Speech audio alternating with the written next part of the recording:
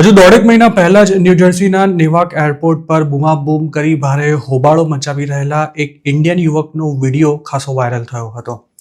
આ video airport પર હાજર એક બીજા ઇન્ડિયને શૂટ કરી સોશિયલ મીડિયા પર શેર કર્યો હતો. તે વખતે એવું મનાઈ રહ્યું હતું કે ડિપોર્ટ કરવામાં આવી રહેલો તે ઇન્ડિયન યુવક કોઈ સ્ટુડન્ટ હતો. જોકે ન્યુયોર્ક સ્થિત ઇન્ડિયન કોન્સ્યુલેટે એવી સ્પષ્ટતા કરી હતી કે વાયરલ વિડીયોમાં દેખાઈ રહેલો યુવક ઇલીગલી અમેરિકા આવ્યો હતો અને તેને ડિપોર્ટ કરાઈ રહ્યો હતો ત્યારે તેણે ન્યૂજર્સી એરપોર્ટ પર હંગામો મચાવ્યો હતો. આ યુવક હાલમાં જ ઇન્ડિયા પાછો આવ્યો છે અને તેનો ઇન્ટરવ્યૂ ન્યૂ ઇન્ડિયન એક્સપ્રેસમાં પબ્લિશ થયો છે. વિશાલ નામના આ વ્યક્તિએ આ ઇન્ટરવ્યૂમાં જે ખુલાસા કર્યા છે તે ઇલીગલી અમેરિકા જવા માંગતા કોઈ પણ વ્યક્તિને વિચારતો કરી મૂકે તેવા ભયાનક છે.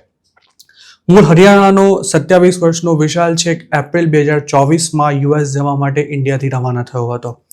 એજન્ટ સાથે તેણે 45 લાખ રૂપિયામાં ડીલ કરી હતી, પરંતુ એક નાનકડા ગામમાં રહેતા અને અમેરિકા જવા માટે જમીન વેચી દેનારા વિશાલને ત્યારે સપને પણ એવો ખ્યાલ નહોતો કે તેને કઈ રીતે અમેરિકા પહોંચાડવામાં આવશે.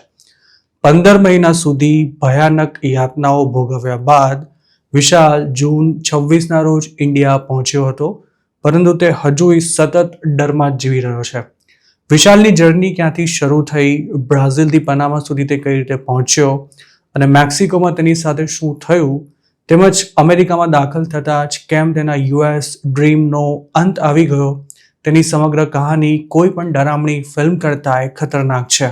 વિશાલને ઇન્ડિયાથી સૌ પહેલા યુરોપ મોકલવામાં આવ્યો હતો અને ત્યાંથી તેને સેન્ટ્રલ અમેરિકા પહોંચાડ્યા બાદ મેક્સિકો લઈ જવાનો હતો. એક સંબંધીએ વિશાલ માટે ઇટાલીના 9 મહિનાના ફાર્મર્સ વિઝાની ગોઠવણ કરી આપી હતી. ઇટાલીના વરોનામાં તે 8 મહિના રોકાયો હતો અને પછી રોમ પહોંચ્યો હતો. જોકે રોમ પહોંચતા જ તેની અસલી સફર શરૂ થઈ હતી. ત્યાંથી તેને બ્રાઝિલ લઈ જવામાં આવ્યો હતો અને બ્રાઝિલથી તે પનામાના કુખ્યાત ડેરિયન ગેપના નામે ઓળખાતા જંગલોમાંથી પસાર થઈ આગળ પહોંચ્યો હતો. વિશાલના જણાવ્યા અનુસાર પનામાના જંગલોમાં તે સતત 4 દિવસ સુધી ચાલતો રહ્યો હતો. રસ્તામાં તે 3 ઊંચા પહાડો પર ચડ્યો હતો અને ક્યાંક ગળા સુધી પાણીનું લેવલ હોય તેવી નદીઓમાંથી પણ તે પસાર થયો હતો. તે જંગલોમાં રાત પડતા જ જંગલી જાનવરોના ડરાવણા અવાજ સંભળાતા હતા અને ઘણી જગ્યાએ તો આ જંગલમાં જ દમ તોડી દેનારા લોકોની બોડી પણ જેમની તેમ જ પડેલી દેખાતી હતી. કેટલીક મહિલાઓ એવી પણ હતી કે જે પોતાના બાળકોને લઈને ટોળા સાથે ચાલતી રહેતી હતી. સૌ કોઈ બસ અમેરિકા પહોંચવા માંગતા હતા, પણ તેમાંથી કેટલા જીવતા આ જંગલમાંથી બહાર નીકળશે તે કોઈ નહોતું જાણતું. ખુદ વિશાલનું જ માનીએ તો તેને પોતાને પણ એમ જ હતું કે કદાચ તે આ જંગલમાં જ મોતને ભેટશે. જોકે ગમે તેમ કરી આ જંગલને પાર કરીને વિશાલ અને તેની સાથેના બીજા લોકો પનામા પહોંચ્યા હતા અને પછી ચાલતા, બસમાં મુસાફરી કરીને કે પછી હોડીમાં બેસીને તેઓ કોસ્ટારિકા, નિકારાગુઆ, હોન્ડુરાસ અને ગ્વાટેમાલા થઈ આખરે મેક્સિકો સુધી પહોંચી ગયા હતા. આ દરમિયાન રસ્તામાં જ્યારે પણ પૈસાની જરૂર પડતી ત્યારે વિશાલનો ભાઈ તેને ઇન્ડિયાથી પૈસા મોકલાવતો હતો. મેક્સિકો સુધી પહોંચ્યા બાદ વિશાલના જીવમાં જીવ આવ્યો હતો, પરંતુ આ દેશમાં તેને ડોન્કર્સના એક ગ્રુપ દ્વારા કિડનેપ કરી લેવામાં આવ્યો હતો. ડોન્કર્સનું એવું કહેવું હતું કે એજન્ટે પૈસા ન આપ્યા હોવાથી વિશાલને આગળ જવા દેવામાં નહીં આવે. તેનું બંદૂકની અણીએ અપહરણ થયું હતું અને તેને એક અવાવરું બિલ્ડિંગમાં 2 મહિના સુધી ગોંધી રાખવામાં આવ્યો હતો. જોકે એક રાતે તેણે પોતાની જિંદગીનો સૌથી મોટો દાવ ખેલવાનું નક્કી કરી લઈને નાસી છૂટવાનો પ્રયાસ કર્યો હતો. તે રાતે વિશાલ બીજા માળેથી છલાંગ લગાવી શરીરમાં હતી તેટલી તાકાત ભેગી કરીને પહેર્યા કપડે જ ત્યાંથી ભાગ્યો હતો. તેની પાછળ પડેલા ડોન્કર્સે તેના પર ફાયરિંગ પણ કર્યું હતું, પણ વિશાલ નહોતો અટક્યો અને જ્યાં સુધી તેના શરીરે જવાબ ન આપ્યો ત્યાં સુધી તે બસ દોડતો રહ્યો હતો. આખરે ઘણે દૂર નીકળી ગયા બાદ વિશાલે મેક્સિકોમાં બીજા એક ડોન્કરને શોધ્યો હતો, જેણે બોર્ડર ક્રોસ કરાવવા માટે 5 લાખ રૂપિયા માંગ્યા હતા. વિશાલ તે વખતે મેક્સિકોના જે લોકેશન પર હતો ત્યાંથી બોર્ડર લગભગ 1000 કિલોમીટર દૂર હતી. અમેરિકા પહોંચાડવા માટે તેને એક પિકઅપ ટ્રકમાં ચડાવાયો હતો, જેમાં પહેલેથી જ ઘણા બધા લોકો મોજૂદ હતા. તે 1000 કિલોમીટરના પ્રવાસ દરમિયાન વિશાલ 1 ઇંચ પણ હલી ન શકાય તે રીતે જાણે ટોયલેટમાં બેઠો હોય તેમ બેસીને બોર્ડર સુધી પહોંચ્યો હતો.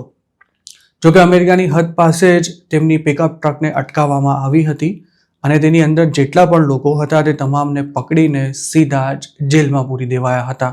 વિશાલને થોડા સમય પછી ખબર પડી હતી કે તે ટેક્સાસમાં એન્ટર થયો છે અને ત્યાંની જેલમાં તેને લગભગ 10 મહિના સુધી રાખવામાં આવ્યો હતો. આ દરમિયાન તે પોતાની ફેમિલીના પણ કોઈ ખાસ કોન્ટેક્ટમાં નહોતો, પણ એક દિવસ યુએસમાં રહેતો એક કઝિન વિશાલને જેલમાં મળવા આવ્યો હતો અને તેણે જ વિશાલને તેના પિતાના મોતના સમાચાર પણ આપ્યા હતા. તે સમાચાર સાંભળતા જ વિશાલનું માથું ભમી ગયું હતું અને ઇલીગલી અમેરિકા આવી પોતે કેટલી મોટી ભૂલ કરી તેનો તેને પારાવાર અફસોસ થઈ રહ્યો હતો. જોકે જેલમાંથી ક્યારે પોતાને બહાર કઢાશે તેનો વિશાલને કોઈ જ આઈડિયા નહોતો. આખરે ઘણા મહિના બાદ વિશાલને જેલમાંથી કાઢી ડિપોર્ટેશન માટે નેવાક એરપોર્ટ પર લઈ જવામાં આવ્યો હતો. તેનું કહેવું છે કે જે ગાર્ડ્સ તેની સાથે હતા તે તેને વારંવાર ક્રેઝી એટલે કે ગાંડો કહી રહ્યા હતા. ત્યારે સહનશક્તિ ખૂટી પડતા વિશાલે હું ગાંડો નથી તેવું કહીને એરપોર્ટ પર હોબાળો મચાવ્યો હતો. વિશાલે બબાલ કરતા જ તેને ફ્લોર પર પાડી દઈ હથકડી પહેરાવી દેવાઈ હતી અને તેને પાછો જેલમાં લઈ જવાયો હતો. વિશાલને જે ડિપોર્ટેશન ફ્લાઇટમાં ઇન્ડિયા મોકલવામાં આવ્યો હતો તે જૂન 25ના રોજ અમેરિકાથી રવાના થઈ હતી અને દિલ્હી લેન્ડ થઈ હતી. વિશાલનું કહેવું છે કે તેની સાથે 222 જેટલા ડિપોર્ટીઝ હતા અને દિલ્હી પહોંચ્યા બાદ તે બસ પકડીને પોતાના વતન પહોંચ્યો હતો. 15 મહિના સુધી પારાવાર યાતના ભોગવનારો વિશાલ હવે એમ કહે છે કે હું જિંદગીમાં ક્યારેય કોઈ જ કાયદો નહીં તોડું. તે અમેરિકા જઈને ડોલર કમાવાની સાથે પોતાની ફેમિલીને પણ ત્યાં બોલાવવા માંગતો હતો, પરંતુ ખોટા લોકો પર વિશ્વાસ કરી તે પોતાની જિંદગીની સૌથી મોટી ભૂલ કરી બેઠો, જેનો અફસોસ વિશાલને તે જીવશે ત્યાં સુધી રહેશે. વિશાલનો ભાઈ પણ હાલ વિદેશ જવાની તૈયારી કરી રહ્યો છે, પણ તેની જેમ ઇલીગલી નહીં.